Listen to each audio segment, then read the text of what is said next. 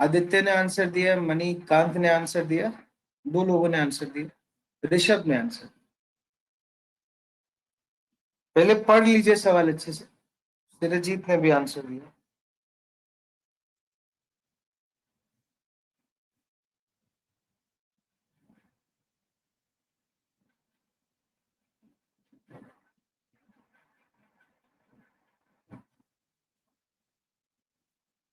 Varun very good. Priyank ने भी answer दिया, very good. I got 3 options answers में आ गए मेरे पास, चौथा भी आ गया, चारों ऑप्शंस आ गए। मतलब किसी ने आंसर डी दिया, किसी ने पी दिया, किसी ने बी दिया और किसी ने ए भी दिया। ट्राई करते हैं एक बार। On a certain day each member of a family drank some tea and some coffee. कुछ टी पिया, कुछ कॉफी पिया। ईच मेंबर, पहले सवाल देख लेते। Each member of a family drank some tea और सम कॉफी। जीरो नहीं हो सकता। Total amount of tea and coffee consumed by each member is 125 ml. This is given. Her person ने 125 ml टोटल अमाउंट टी और coffee किया। बराबर बराबर भी हो सकता है, कम ज्यादा भी हो सकता है। One of the members drank 1/10 of the total tea and 1/12 of the total coffee that was consumed on that day. 1/10 of the tea बोल रहा है, तो मैंने टोटल टी को 10x मान लिया। 1/12 ऑफ अ कॉफी बोल रहा है, टोटल कॉफी को 12 मान लिया। ऐसा बोल सकते हैं। One of the member, on a certain day, each member of a family drank some tea and some coffee. Total amount of tea and coffee consumed by each member was हर एक ने 125 ml total consume किया। One of the members drank 1/10 of the tea and 1/12 of the total coffee. 1/10 of the tea and 1/12 of the total coffee. तो मैंने total T की quantity 10x मान लिया, total coffee की quantity 12y मान लिया। क्या ये पार्ट समझ में आता है सबको? Is this part clear? One person drank 1/10 of tea and 1/12 of a coffee और हर मेंबर ने 125 ml लिया, तो कैन आई से 125x plus y is equal to 125 ml? ऐसा लिख सकते हैं। Each member of the family drank some tea and coffee. Total amount of tea and coffee each member was 125 ml. ये भी given। x plus y की value कितना है? 120। अच्छा, टोटल कॉफी और टोटल टी उस दिन कंज्यूम कितना हो गया? 10x plus 12y। मान लेते हैं n लोग हैं फैमिली में, सबने मिलाकर कितना पिया? x plus y 125, n into 125। ऐसा लिख सकते हैं। सबने बराबर कंज्यूम कर। Say 10x plus 12y is the total amount of tea consumed and total amount of coffee consumed. This is equal to n into x plus y. Can I write this also? ऐसा लिख सकता हूँ? पांडे जी, शशि जी, रिया लिख सकते हैं ऐसा? ये समझ में आता है ना?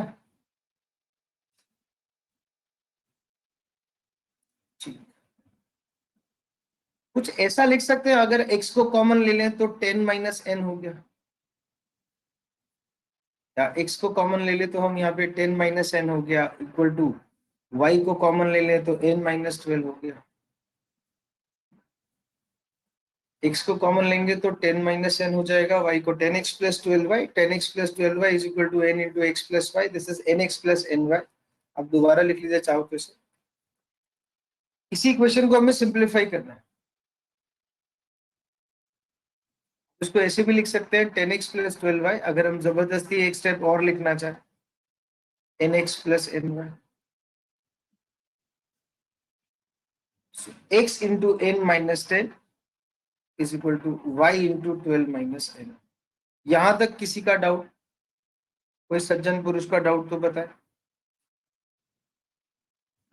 वरुण ने n लिखा है, वरुण बताओ डाउट क्या है?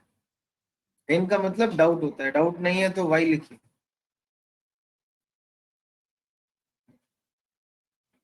क्लियर? अच्छा एक बात बताओ, ये जो x और y है ये तो पॉजिटिव है ना? जो आपका लेफ्ट हैंड साइड है ये तो पॉजिटिव है ना? क्वांटिटीज है, तो राइट हैंड साइड दोनों को सेम साइन होना चाहिए ना, यानी कि न्यूमरेटर और डिनोमिनेटर को भी या तो दोनों पॉजिटिव होंगे या दोनों नेगेटिव होंगे। क्या नहीं से n का वैल्यू अगर 10 से बड़ा है और 12 से छोटा है तो ये पॉजिटिव होगा। n 10 और 12 के बीच में लाई करना चाहिए, वरना पॉसिबल ही नहीं है। तो 10 और 12 के बीच में हमारे पास कितनी वैल्यूज है? 10 और 12 के बीच में हमारे पास कितनी वैल्यूज है? एक ही वैल्यू है। कौन सी वैल्यू है? 11। तो आंसर क्या हो गया? 11। अब सिर्फ मुझे ये बताइए इसमें ऐसा कौन सा पॉइंट है जो समझ में नहीं आ रहा? Variables are 3 but still we can get the value of n, कोई प्रॉब्लम नहीं है। अब आराम से दोबारा देखिए और पूछिए सर यहां से दोबारा बता दीजिए, दोबारा बता दीजिए।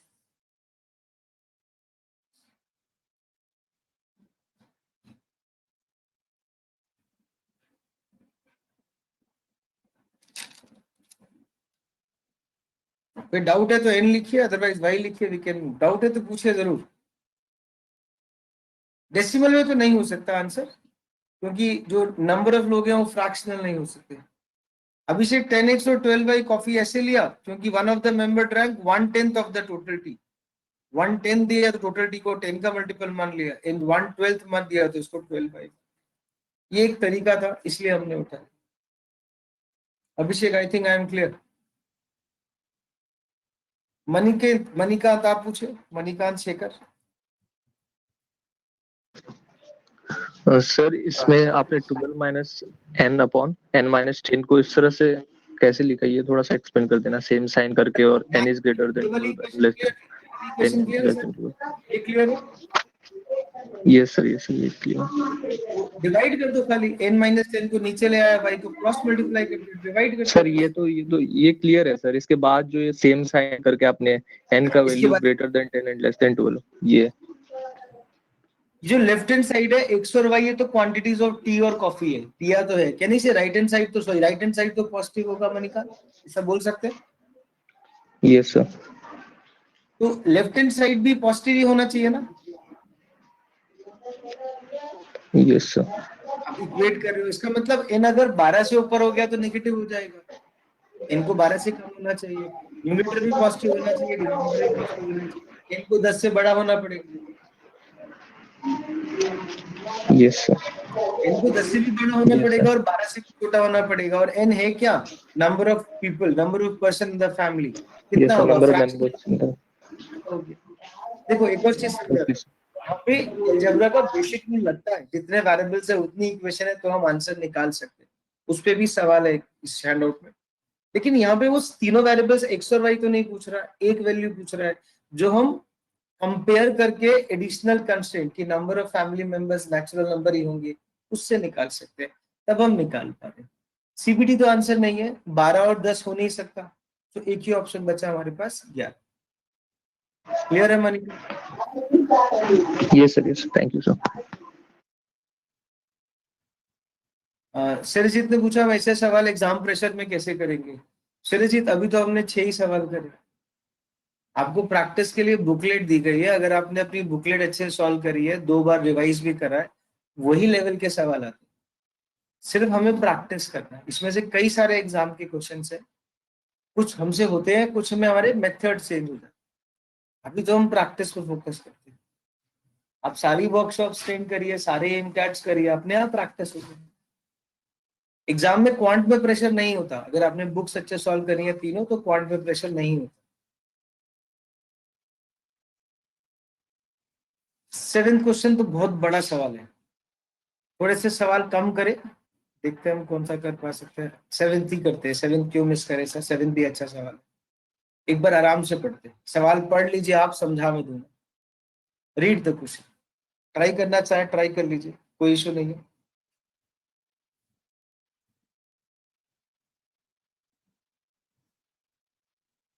आराम से पढ़िए।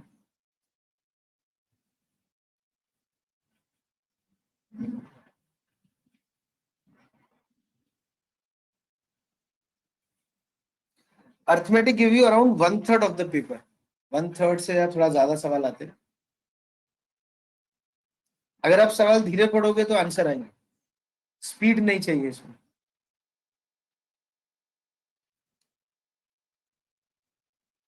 एक्यूरेसी और कंसेप्ट पहले चाहिए, स्पीड अपने आप आ जाती है बात।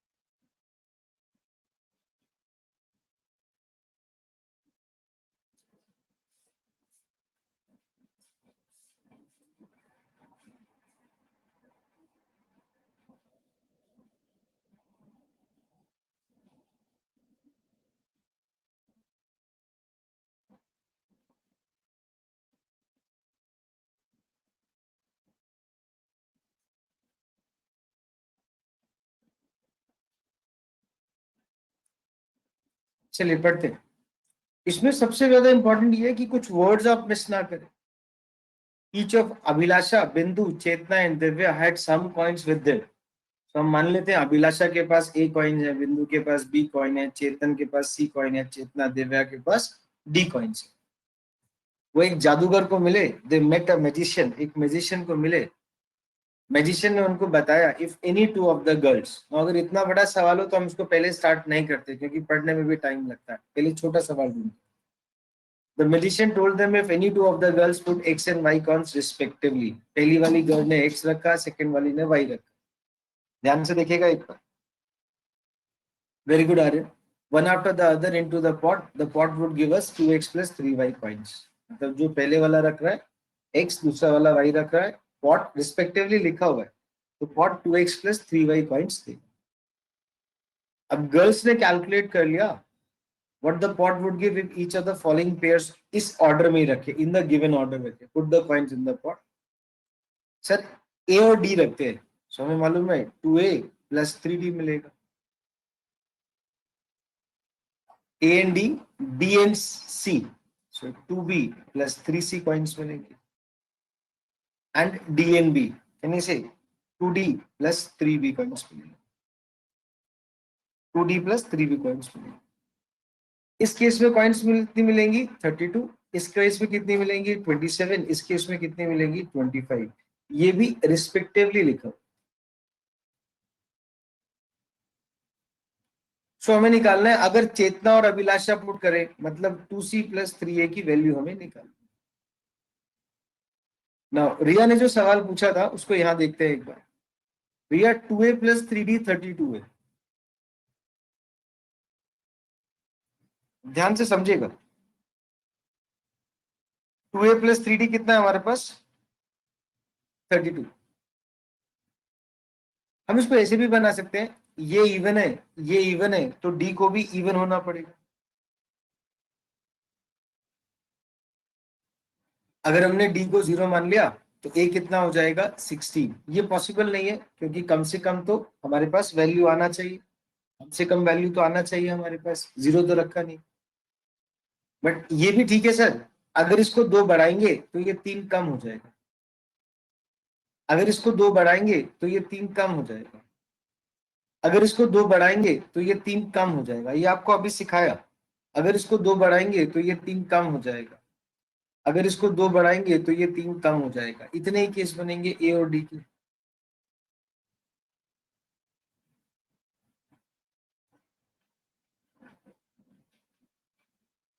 I hope you understood this. How do I calculate these cases?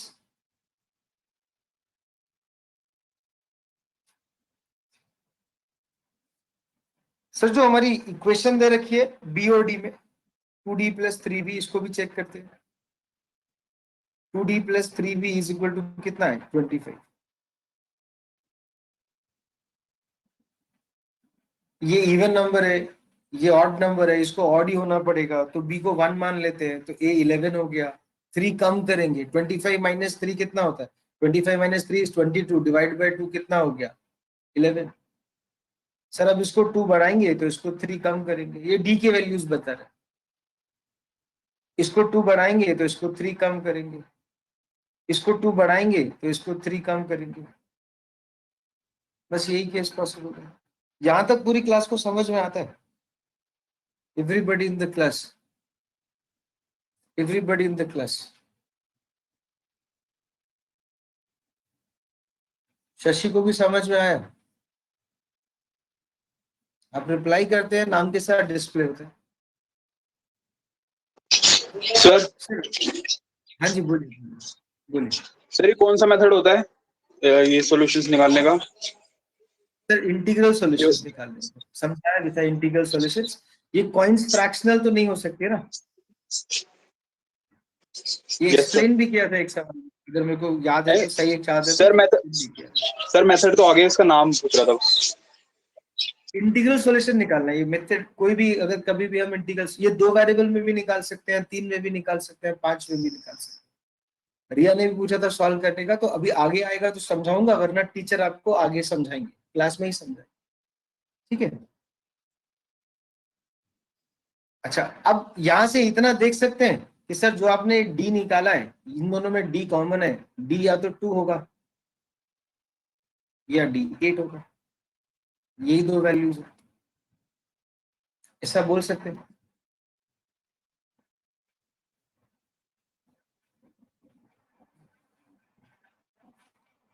अच्छा, अगर हमारे पास 2 केस है, या तो डी जो है हमारे पास डी कॉमन था क्योंकि ये तो ए और बी था, अगर डी 2 है तो बी 7 होगा। तो इस टेबल में पुट करते हैं, 7 इंटू 2 कितना हो गया 14, 7 इंटू 2 14। इसका मतलब अगर इस इक्वेशन को सॉल्व करूं, 2b plus 3c, 2b plus 3c is equal to 27। अगर मैं यहाँ पे डी को, यहाँ पे हमारे पास बी को अगर मैं 7 रख दूं तो ये 14 हो जाएगा, plus 3c equal to 27, 3c equal to 13, c integer नहीं आता तो ये केस छोड़ दो, D2 नहीं हो सकता। D2 नहीं हो सकता तो D, आप देखो आपने क्या करा यहाँ पे, अगर D2 है तो B का वैल्यू कितना है 7, 7 इंटू 2 14, 14 27 में से माइनस करेंगे 13 आएगा, C से नहीं कटता, और ये कॉइंस तो इंटीजर्स है तो ये पॉसिबल नहीं है।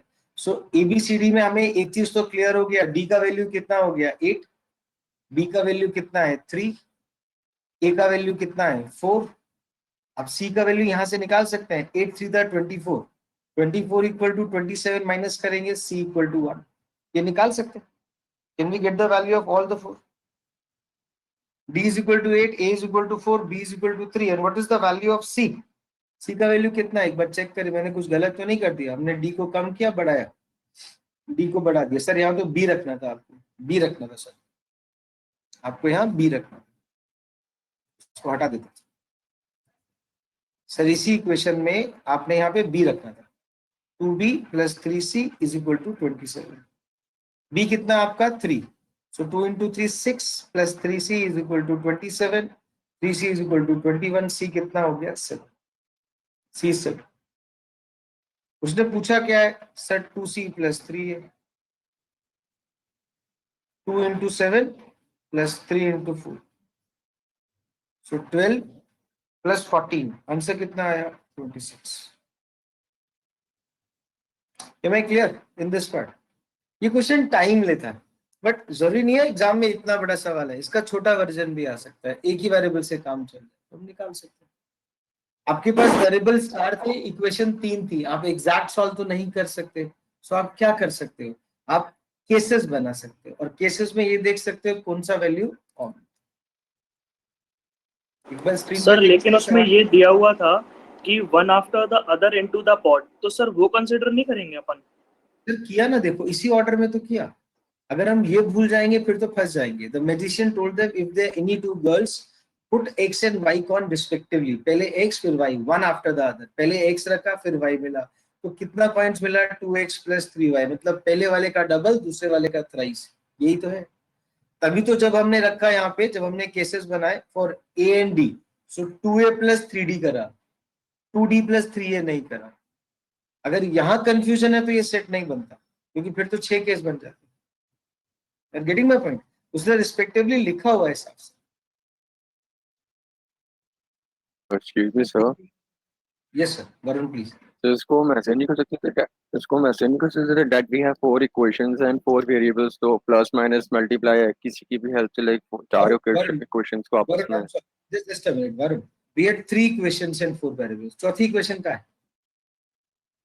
फोर्थ इक्वेशन में अभी है ओके 5 वेरिएबल हो गए, ओके नहीं निकाल सकते ना, अगर होता तो हम जरूर सॉल्व करते। अभी थ्योरी ऑफ इक्वेशन को सॉल्व करने का मेथड के भी क्वेश्चंस है, वहां पे और डिस्कस करेंगे। ठीक है, वरुण क्लियर है? सर वरुण को क्लियर है? ओके, अभिषेक, अभिषेक ने पूछा, 1 मिनट रुको। अभिषेक आज समथिंग। अभिषेक, हमने इंटीग्रल सॉल्यूशंस निकाल लिए, कोई भी 2 इक्वेशन से हमने फर्स्ट और थर्ड से एक इंटीग्रल सॉल्यूशन निकाल ली और देखा इसमें एक वेरिएबल डी था, तो डी की 2 ही वैल्यू कॉमन आ रही थी, एक 2 और एक 8, तो यही 2 केस पॉसिबल थे। जब हमने डी को 2 लिया तो बी 7 ऑटोमेटिकली फिक्स था, पर बी 7 पुट करने पे यहाँ पे सी का इंटीजर नहीं आ रहा था, इसलिए ये वाला केस छोड़ दिया, एक ही केस बचा, उसको फाइनलाइज कर। Sanya, this is one method what I had shown to you, this is one method. ठीक है, आप और भी मेथड लगा सकते हैं, बट मैंने तो यहाँ से एग्जैक्ट केस निकाल लिया, क्योंकि दोनों को तीनों को कोई भी सॉल्यूशन आएगा एबीसीडी का, ये बात तो पक्का है ना, इन तीनों को एक साथ सेटिस्फाई करेगा, ये तो क्लियर है ना। और इस केस के लिए डी और बी के यही सॉल्यूशंस है, इस केस में ए और डी के यही सॉल्यूशंस है, तो जो कॉमन वैल्यू डी है वही पिक करना पड़ेगा, वरना सॉल्यूशन नहीं है। एक बात और समझाता हूँ, हम जब क्लास में पढ़ते हैं तो हम हैंड आउट करते हैं, हमें घर जाके बुक करने को दी जाती है। हैंड आउट से थोड़ा अच्छा लेवल बुक का होता है, बुक से थोड़ा अच्छा लेवल वर्कशॉप का होता है, बट अगर इन तीनों को हम मिला ले तो एक अच्छा बेसिक बन जाता है, ये थ्योरी है। Why can't B be 9? अच्छा, बी 9 क्यों होगा जब डी के 2 ही केसेस है, या तो अगर डी 2 है तो बी 7 होगा, अगर 8 है तो 3 होगा। इन दोनों में तो 9 है ही नहीं, तो हम बी को 9 तो नहीं ले सकते ना, इन्हीं दो में से कोई एक वैल्यू है, वरना वो सॉल्यूशन नहीं करे। Am I clear? Everybody in the class? Am I clear? Y लिख सकते हैं आप चैट में। मैंने आपको एक मेथड दिखाया, मैंने ये नहीं बोला कि ये इकलौता एक ही तरीका है, हम 2 तरीके से और भी कर सकते हैं।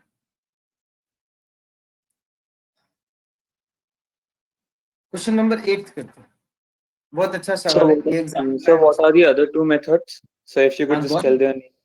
गौरव, मैं डिस्कस करता चला जाऊंगा, अभी आगे मल्टीपल मेथड दिखा दूंगा, बट फिलहाल एक मेथड समझाया जो मुझे ऑप्टिमम लगा। आपसे पहले मैं 3 बार ये वर्कशॉप सॉल्व करके बैठा हूँ, कल से आज तक 3 बार, कई मेथड चेंज करे, जो मुझे बेस्ट लग रहा है वो तो मैं दे ही रहा हूँ, प्लस अभी जैसे कुछ क्वेश्चंस में मल्टीपल दिखा पाऊँ। एक बार ये क्वेश्चन ट्राई करिए। मधुर प्लीज पूछिए। Sir, it's optimum, but sir, if the time does not allow and you're not able to discuss, could you just tell their names so we could study ourselves, sir, in just in case. Gaurav, just give me some time. I think this is the first class with me with your batches. Generally class में जब मैं solve करता हूँ तो एक सवाल को 3 method से दिखाता हूँ, बट यहाँ पे थोड़ा सा रुक रहा हूँ ताकि मैं हर क्वेश्चन में जो थोड़ी थोड़ी टाइप है वो डिस्कस कर पाऊँ, देखें हम कितना कर सकते हैं। मैं डिस्कस करूंगा, कहीं आ जाएगा आपके पास, बट पहले जो हम समझ रहे हैं उसको अच्छा समझ लेंगे। मैं हर क्वेश्चन में मेथड चेंज करके दिखा रहा हूँ। Just don't worry about what is going on the screen. जहां मुझे दिखेगा मैं अपने आप दो दिखा दूंगा। हाँ, क्लास में जब मैं हैंड आउट सॉल्व करता हूँ तो 2 या 3 मेथड जरूर दिखाता हूँ लगभग सवालों में, ताकि हम मेथड 1 बेसिक, मेथड 2 थोड़ा अच्छा, मेथड 3 वो खाली वेरिएबल्स लिखकर, ताकि हम उस तक अपग्रेड कर पाए।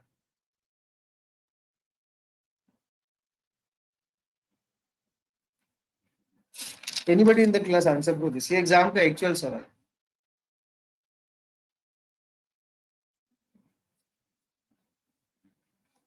Riya, I hope I answered your question.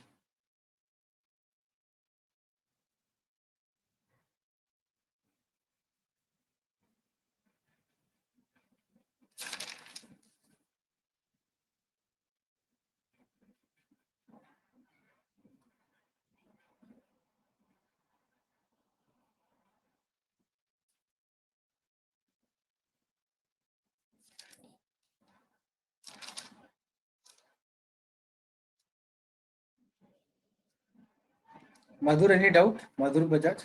No.